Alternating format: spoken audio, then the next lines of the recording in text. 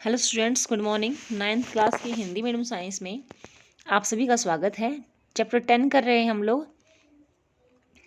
इसमें हम देख रहे हैं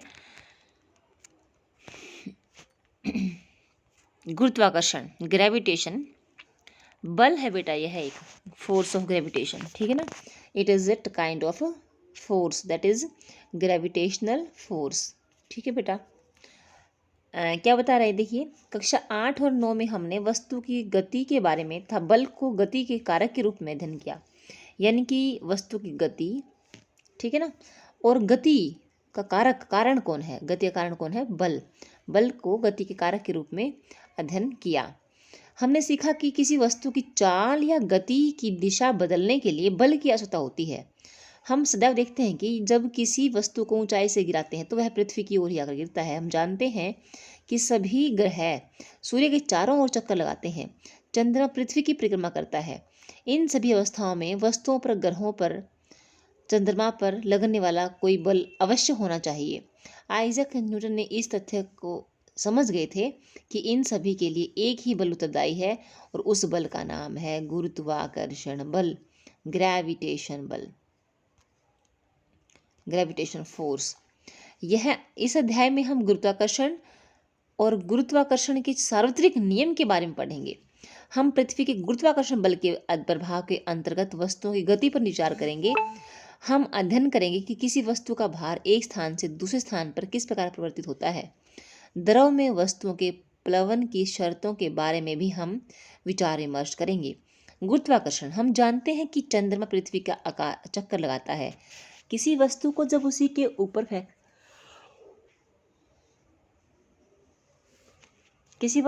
फेंकते हैं तो वह कुछ ऊंचाई तक ऊपर जाती है और फिर नीचे की ओर गिरने लगती है। कहते हैं कि जब न्यूटन एक पेड़ के नीचे बैठे थे तो एक सेब उन पर आ गिरा। सेब के गिरने की क्रिया ने न्यूटन को सोचने के लिए मजबूर कर दिया। उन्होंने सोचा कि यदि पृथ्वी सेब को अपनी ओर खींच रही है तो क्या यह चंद्रमा को आकर्षित नहीं कर सकती? क्या दोनों स्थितियों में वही बल लग रहा है? उन्होंने अनुमान लगाया कि दोनों अवस्थाओं में एक ही प्रकार का बल उत्तरदायी है। उन्होंने तर्क दिया कि अपनी कक्षा के प्रत्येक बिंदु पर चंद्रमा किसी सरल रेखीय पथ पर गति नहीं करता, बल्कि वह पृथ्वी की ओर गति करता रहता है। अतः वह अवश्य ही पृथ्वी द्वारा आकर्षित होता है, लेकिन हम वास्तव में चंद्रमा को पृथ्वी की ओर आते हुए नहीं देखते।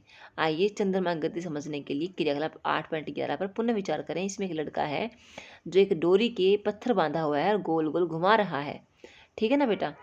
यदि किसी भी बिंदु पर वह इसको छोड़ देगा, यानी कि यहाँ से कंट्रोल छोड़ दे, ख़त्म कर देगा, तभी जो पत्थर है वो दाएं बाएं कहीं ना कहीं जाकर गिर जाएगा, ठीक है बेटा। यानी कि असली होल्ड कहाँ पर है इसका, असली होल्ड कहाँ पर हो रहा है, इसके हाथ में हो रहा है, तो सेंटर में हो रहा है, ठीक है। तो यानी कि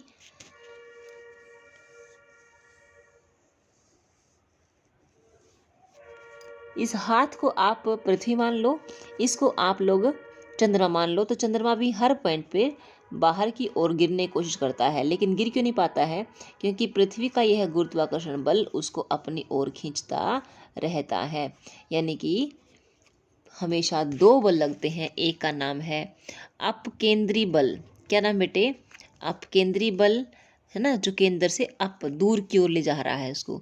और एक है अभिकेंद्र बल, अभिकेंद्रण बल या अभिकेंद्री बल, जो उसको केंद्र की ओर ला रहा है, ठीक है ना। धागे को छोड़ने से पहले पत्थर एक निश्चित चाल से वृत्ताकार पथ में गति करता है तथा प्रत्येक बिंदु पर उसकी गति की दिशा बदलती है। दिशा के